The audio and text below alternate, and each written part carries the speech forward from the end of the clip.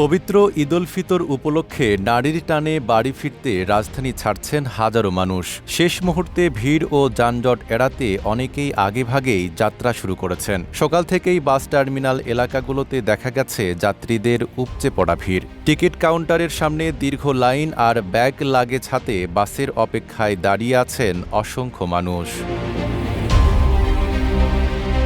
সরেজমিনে দেখা যায় ভোর থেকেই দূরপাল্লার বাস একের পর এক ছেড়ে যাচ্ছে। তবে নির্ধারিত সময়ের তুলনায় কিছু বাস দেরিতে ছাড়ায় যাত্রীদের ভোগান্তি বাড়ছে। নারী, শিশু ও বয়স্ক যাত্রীদের অনেকেই দীর্ঘ সময় দাঁড়িয়ে বা বসে অপেক্ষা করছেন। গরমে আরাম নিয়ে হবে না হাহুতাশ, ঘুরলে পরে ওয়ালটন ফ্যান বাতাস আর বাতাস।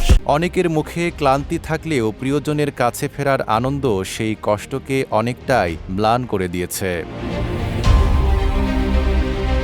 ট্রেন, বাস কিংবা লঞ্চ সব পথেই রয়েছে ভিড় ও ভোগান্তি। কোথাও দীর্ঘ যানজট, কোথাও টিকিট সংকট, আবার কোথাও অতিরিক্ত যাত্রীর চাপ। তবুও বাড়ি ফেরার আনন্দে এসব কষ্ট যেন তুচ্ছ হয়ে যায়।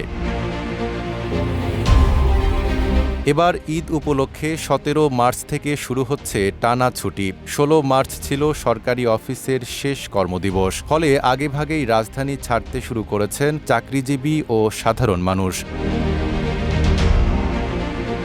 এদিকে যাত্রীদের নিরাপদ ও নির্বিঘ্ন যাত্রা নিশ্চিত করতে টার্মিনাল এলাকায় আইনশৃঙ্খলা বাহিনীর সদস্যদের তৎপরতা দেখা গেছে।